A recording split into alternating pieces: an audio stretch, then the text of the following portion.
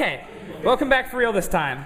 Our next speaker is Gordon Maples. Gordon Maples spoke on behalf of Alabama Atheists and Agnostics at the 2011 American Atheist Southeastern Regional Meet, which I was at, and he actually tore it up. I'm actually very excited to have him here. He was also part of a short-lived secular student group at Tulane University prior to his work at the University of Alabama, where he's presently an officer with their Secular Student Alliance affiliate, the Alabama Atheists and Agnostics, and is here today to speak to you about expanding your group in harsh territory like Alabama. Gordon, it is your time. Take it away, sir. All right. 20 minutes.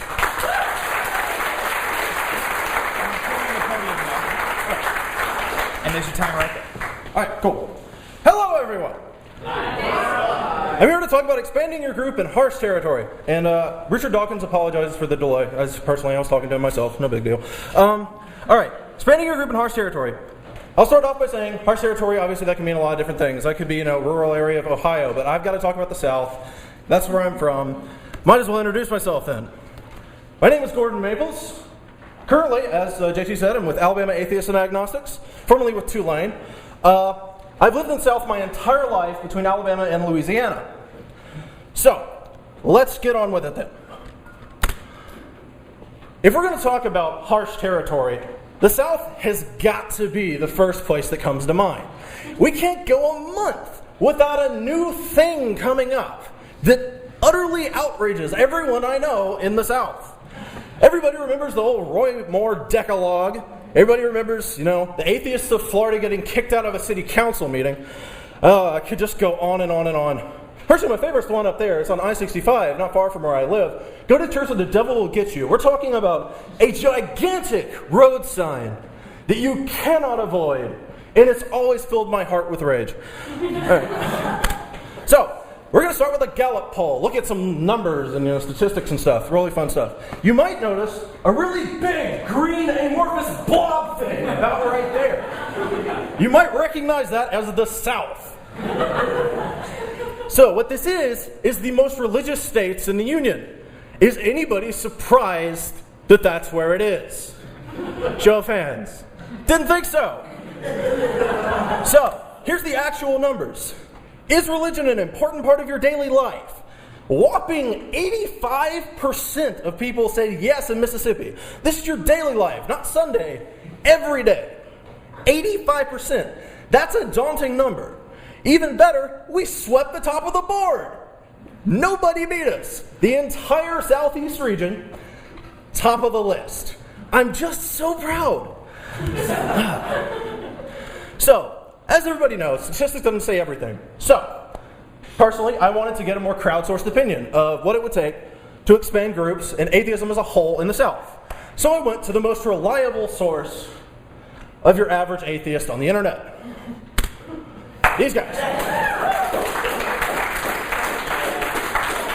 All right. When does the narwhal bacon?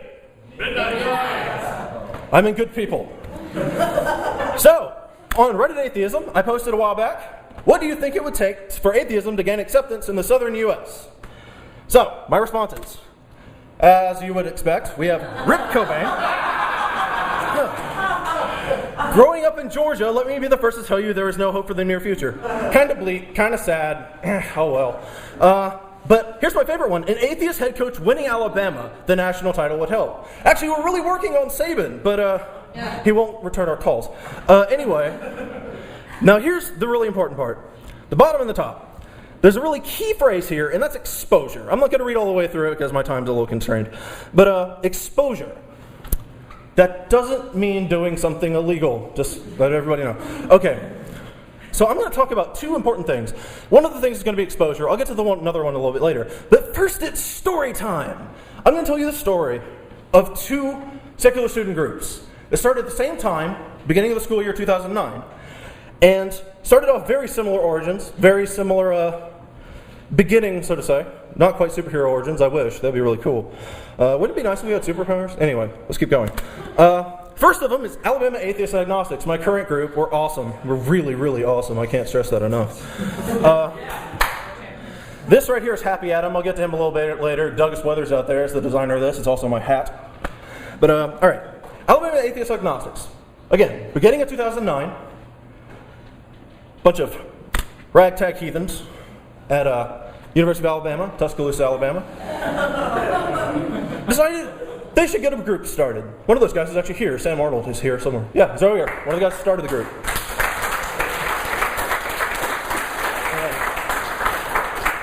So, as any, young ragtag group of renegade heathens would do, they went out and bought some chalk, because that's rebellious, I think.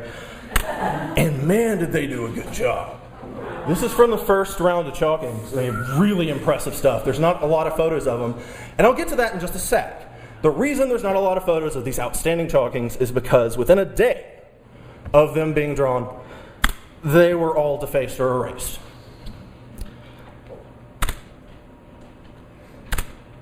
And notice, these are really benign chalkings. This is all like good without God, that sort of thing. These aren't offensive in the slightest. This is my personal favorite. You don't need God to be good, Alabama Atheist Agnostics. And they did this. Good people don't go to heathen. I haven't been to heathen either, so I guess it's just really bad people. I don't know. I'm not up with the lingo these days. But then we discovered something. This person, you guys won't recognize this, the red coat, is a staff uniform for University of Alabama. This person is on the University of Alabama staff. It was going out and erasing all of our chalkings. It was a little disheartening and a little sad to see the university itself, although we can't prove it was the university. But anyway, all the chalkings disappeared, and it was a red coat. Huh? Which city? Tuscaloosa. Okay. This was the one that really made me sad. That it was an excellent Jesus with holding a little baby raptor. And it was really, really depressing times. So, I mean, obviously this is a pretty big situation. This person could be the university themselves. I mean, this was one of the battle plans that was laid out on our Facebook wall. I give it points for, I can't really give it points for practicality, but I mean, the spirit's there, right? So, I mean, what do you do? The year came and went. There was more chalkings, but there continued to be some defacings. So, there was a change in regime. I pronounce things wrong sometimes. It's food. So we got our logo, Douglas Weathers again. Got a little catchphrase, science loves you. And we had to think about what we were going to do from this point on. I mean, obviously we had to be very careful about what we did. I mean, university could potentially kick us off campus. So we thought very long and hard about what we had to do. And then we did that. And we tabled like mad. We put that giddy blue bastard everywhere. You couldn't get away from the guy. I mean, everywhere. We tabled. This is actually from the first National Alaskan Atheist Day. We got some pictures from that. These are some of the only pictures of the group, by the way, because so many are in the closet. Yeah, really good stuff. I'll get to that some other time. It was absolutely outstanding. Built our brand recognition, and we also went to our first ever conference as a group, the Southeastern Regional Atheist Meet. And it was really, really awesome. It was really fun. We all enjoyed it quite a bit. As you can see, we're all kind of weird people. And there's me, a really cool dude on the far there. And these are actually all, with the exception of Liz, leaders of other student groups in the area that we'd never met before. We had no idea who they were. And they were all within maybe 3 hours driving from us. I'll get to that later. So, of course, we went back to chalking. We had to go back to chalking. And, of course, there was some defacing to start with, and here and there. But we noticed that it started getting less and less as the year went on. That's Darwin Day. Everybody loves Darwin Day. So at the end of the year, we noticed that it got less and less. So we said, let's ump it up. Let's just take it up a little notch, right? See what happens? So I did this. This is my artistic interpretation of 2 Kings. God summoning she-bears to maul children. And this is on the same place where some of those chalkings got defaced. Didn't get touched. Didn't rain at all. It was clearly a miracle that it was up for so long. It was obviously a sign. So this bear, immediately about to maul that child, a chalking of ours, was up for a very long time and didn't get defaced at all, which was absolutely outstanding. Maybe in bad taste, but... yeah, that's right. So overall, we had a hell of a year. It was awesome. We saw a surge in membership. I mean, this was so cool. I mean, obviously we're in Alabama, and you saw those numbers. I mean, we're talking over 80% of people. Church every day is important. Man, we've got a solid 50 to 75 people. It's pretty real.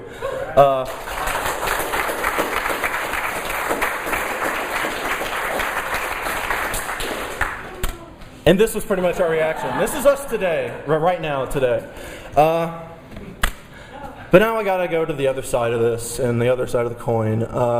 Before I joined Alabama Atheists and Agnostics as a student, I was at another university, Tulane University in New Orleans. And it had a very similar origin, and that very similar situation, same ragtag group of heathens, same box of chalk probably. Went out and did some chalkings, really good chalkings, but there's no photos of them, unfortunately, because the same thing happened. They all got erased by the university, but there are a couple key differences in what happened. Primarily, we didn't fight it. The student groups didn't pick it up, it didn't hit the newspaper. All these things really helped us when the stuff happened the first time. The progressive students didn't pick it up.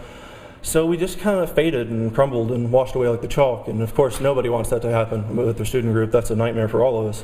And everybody knows they've seen it happen before. Myself, I've seen it happen in a number of places. It's never a good thing to see.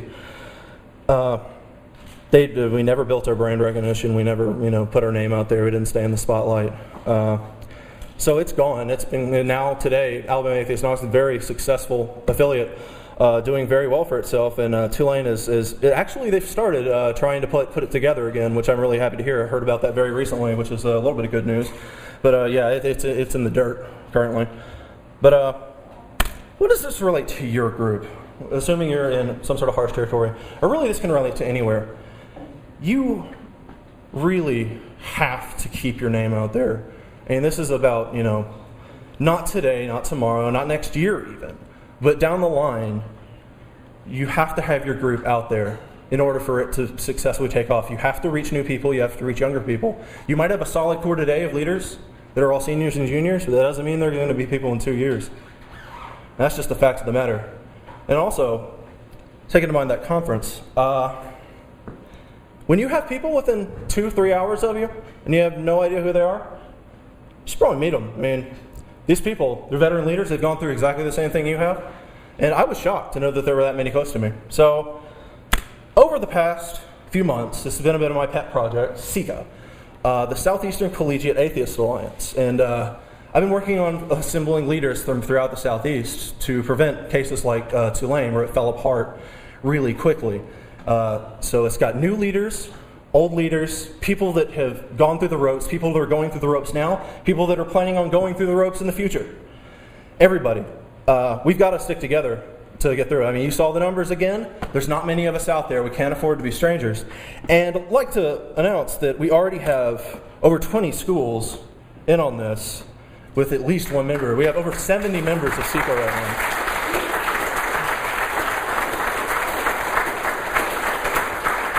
And we added another school today. So, Virginia Tech, you guys are out here, right? Yeah, all right. So look at SECA, or actually here's the map. We're hoping to have every SSA affiliate in the Southeast on SECA by the end of next semester. We're pretty close. Let's take a look at the map. Obviously, check this out. They're all close together. Look at Atlanta. Look at all those affiliates. And that's close. You guys need to do stuff together. I mean, really. And I don't want to play like Mr. Matchmaker or nothing, but check that out, right? So, what can SECA do today? That veteran leadership I talked about, that's absolutely crucial for new groups. That can help so much. I mean, it's the same thing SSA can do, but they're right there with you. They can be within an hour. They can be at your meeting any day. I mean, you give them a call, they can, throw them some gas money, they'll show up. And they're passionate about it. You have people that are passionate. That's the one thing about the South. There's not many of us, but we are all very passionate about what we're doing. I believe it's Bill Maher that's always said that the best shows are in the South, not the biggest crowds, but they're the loudest. Co-sponsorship of events. Hey, this can alleviate financial burden as well as anything, but not only that, you can make some real friends. Again, now community. Everybody likes, cool communities, like combine your groups and do awesome things. You go on a picnic or something better than that. Go on road trips. Any excuse for a road trip is a good excuse for a road trip. Hey, I'm here. Road trips are awesome. Anyway, regional events. This has happened before. I've seen American Atheists. Again, that was the last conference I was at. These are really good. I mean, sometimes they have a little more trouble, but when it's actually a combination of all the groups in an area, they're all invested in a conference. Whereas usually when you do a regional conference, it's usually like 1 or 2 schools that are hosting it, and they're kind of hoping everybody else shows up. This could really change that. You could see much more successful regional conferences this way. And let's talk about the future, now that we're on that. More regional groups means more regional conferences. And hopefully, if SECA takes off, I mean, think of all the other areas in the nation that could benefit from this as well. Building the same community. I mean, everywhere in the country faces these same sort of issues as far as, inheritance from, one generation to the next of a group. I mean, think about the Great Lakes. You've got Southern California, Northeast. This could benefit everywhere. Hopefully, in the future, we can see a lot of these groups. I mean, nowhere. We're all one movement. We all know that. We just need to talk to each other. I mean, just like this, where we're all out here. That's what it has to be. That's what we should do. We should meet with each other like this, but we can do it so much more often. I mean, I know for a fact some of you guys are, only a few hours, and I know there's other people that know this, only a couple hours away. Invite them to events. Do events with them. It's awesome. It's great. Meet new people. It's fun. It's really fun. It's really about fun, isn't it? Now, here's another thing. Creating in the future, by doing this with the secular groups, we're going to have a tighter knit non-theist community in the future. Now think about what that means. Right now we have, a billion different organizations that are atheist, non-theist organizations. But some of these people don't even know each other. They suffer from the same thing. But if they know each other when they're young, they're going to know each other when they're older. They're still going to know them. You can see how this could be a benefit. And of course, that thing that horrifies us all is the idea of the group from fading out. Nobody wants that. So you can see how this can be beneficial for anybody to get involved with this. I hope people will be motivated to try and start this in their own areas, or join SECA if you're down here. So, to conclude about spreading them south, stay visible, be persistent, be resilient is what you have to do in any harsh territory. You can't allow yourself to drop to the bottom page on anything. You have to have your name out there. You have to have the passion to go out there and work. You have to work. They're not going to give you a spot in the community. You have to make it. You have to chisel it out yourself, because especially in a place like Alabama or Mississippi, this is a big issue now. You've got to make it yourself, because they're not going to give it to you. It's just a fact. You got the Auburn guys. They had to fight to get at Auburn High School, which luckily they've just succeeded at that, starting a group at Auburn High School and also in Alabama, first high school group in Alabama. Very big deal, and congratulations.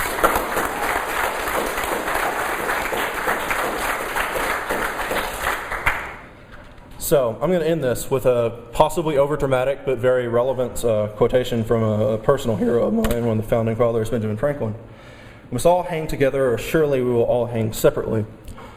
Everybody knows there's a great story behind this, but the idea is we need to work together. Doing this individually, as islands, as groups, we need to be together. We need to work together to make this work, and it can be so much better. It can be so much louder. It can be so much more powerful. And what's greater, 5 or 1? It's always going to be 1 in that case. Anybody has questions? Actually, first, any SECA members that are here, just stand up for me. I know that there's a lot of you out there.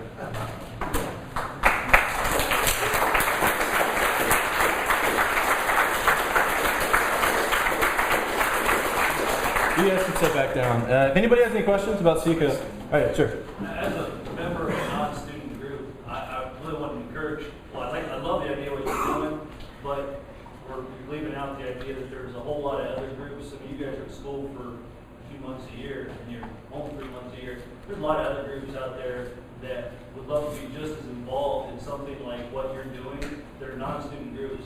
So when you're done with your student group for the year, you go home for 3 months, don't forget that there's groups in your area, because those groups would love to be just as involved with Secular Student Alliance and groups like SECA that are non-student groups. They have just as many members that are motivated to be incorporated in something like that. That's true. I absolutely endorse that. When you go home, participate in the student group there. I do that myself in Huntsville, North Alabama Free Thought. I'm pretty active with them as well. They're great people. Also, they're a great source of funding as well. It's not to be underestimated. Any other questions? Actually, Gordon, I'm going to cut you off now. Oh.